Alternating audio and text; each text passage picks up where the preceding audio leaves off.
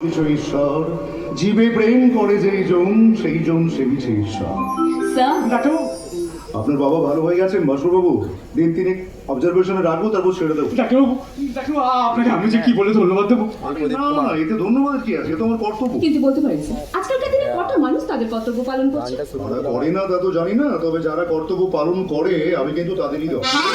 ডাক্তারবাবু, নিজে একজন ডাক্তার হয়েও আমি বলতে বাধ্য হচ্ছি গরমিতা, আজকালকার যুগে একজন ডাক্তার ডাক্তারি পাশ করার সময় মানুষের সেবা করার শপথ নিলেও আক্ষরিক অর্থে তারা কিন্তু তা করছে না। তারা নিজের স্বার্থের জন্য প্রাইভেট নার্সিংহোমে গিয়ে পেশেন্ট পার্টির কাছ থেকে লক্ষ লক্ষ টাকা নিয়ে পেশেন্ট পার্টিকে সর্বশান্ত করছে। ওষুধ কোম্পানিগুলোর টাকায় বিদেশে ঘুরতে গিয়ে বিদেশি স্কচে চুমুক দিচ্ছে, রক্ত পরীক্ষার জন্য ল্যাবরেটরিগুলোর কাছ থেকে কমিশন নিচ্ছে। না না গরমিতা, এই আমি সহ্য করতে পারি না। তাই তো এইসব ডাক্তারদের বিরুদ্ধে আমার বুকে জমা আগুন প্রতিবাদ হয়ে বেরিয়ে আসে। একবার ভেবে দেখো গরমিতা, আমাদের এই সমাজে এক শ্রেণীর মানুষের হাতে কিন্তু প্রচুর টাকা, তারা কিন্তু সরকারি হাসপাতালে তাদের ট্রিটমেন্ট করায় না। ঠিক তার পরের শ্রেণীর মানুষগুলো আবার বিভিন্ন স্বাস্থ্য বীমা কোম্পানির সহযোগিতায় তাদের চিকিৎসা করিয়ে নিচ্ছে। কিন্তু সমাজের একেবারে নিচু তলার দিন আনা দিন খাওয়া খেটে খাওয়া মানুষগুলো, সরকারি হাসপাতাল যাদের কাছে চিকিৎসার একমাত্র অবলম্বন, তারা কোথাও যাবে বলতে পারো? তাদের জন্য বরাদ্দ হওয়া চিকিৎসা খাতের সরকারি টাকা একদল স্বার্থপর লোভী অমানুষ লুট করে যাচ্ছে। আশ্চর্য হয়ে এটা ভেবে যে ডাক্তার সমাজকে মানুষ দেবতারা শুনে বসিয়েছে, যে প্রশাসনকে মানুষ সম্মান করে, যে নেতা মন্ত্রীদের মানুষ শ্রদ্ধা করে, তারাই প্রত্যক্ষ বা পরোক্ষভাবে এই লুটেরা দলের সাথে যোগ দিয়ে নিজেদের পকেট ভরাচ্ছে, আর সাধারণ মানুষ হাহাকার করে মরছে। এরা টাকার জন্য পাপ করছে, আর গঙ্গা স্নান করে সেই পাপ ধুয়ে গঙ্গার জলকে নোংরা করছে, আর স্রোতস্বিনী গঙ্গা যুগ যুগ ধরে সেই পাপের বোঝা বয়ে চলছে। তাই তো তোমার আমার আমাদের সবার দেবী স্বরূপিণী মা গঙ্গার কাছেই আমার প্রশ্ন গরমিতা। কি প্রশ্ন স্যার? তুমি গঙ্গা বইয়েছ কেন?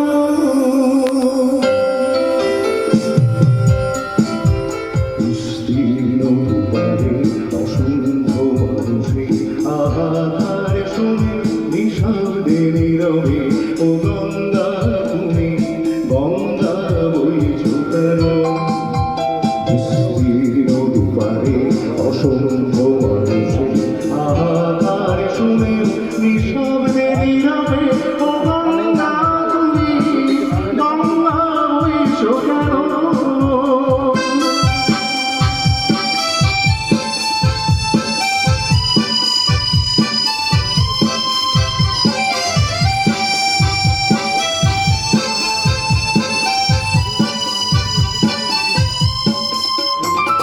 নৈতিকতার ফলন দেখে, মানবতার পতন দেখে, নির্লজ্জ ভাবে সহস্র বর্ষা লক্ষ জনের সবল সংগ্রামী আরোগ্যগামী গড়ে তোলো না কেন? দুপারে অসংখ্য মানুষে আহার শুনে নিঃশব্দে নীরবে, ও গঙ্গা তুমি গঙ্গা বইছ কেন?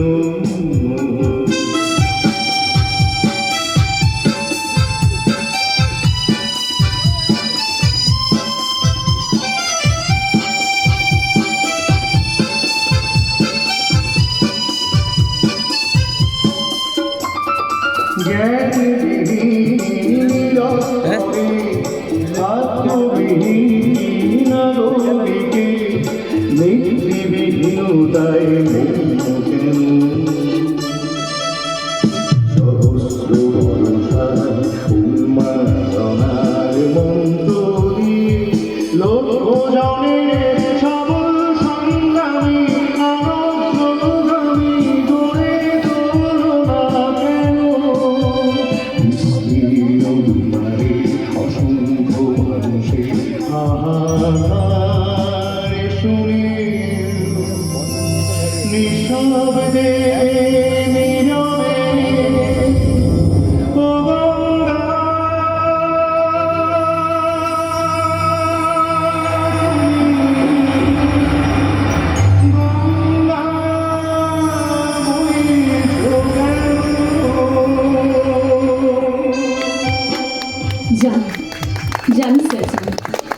যন্ত্রণাটা আমি বুঝি, অনুভব করতে পারি, আর পারি বলেই তো আপনার প্রতি শ্রদ্ধায় আমার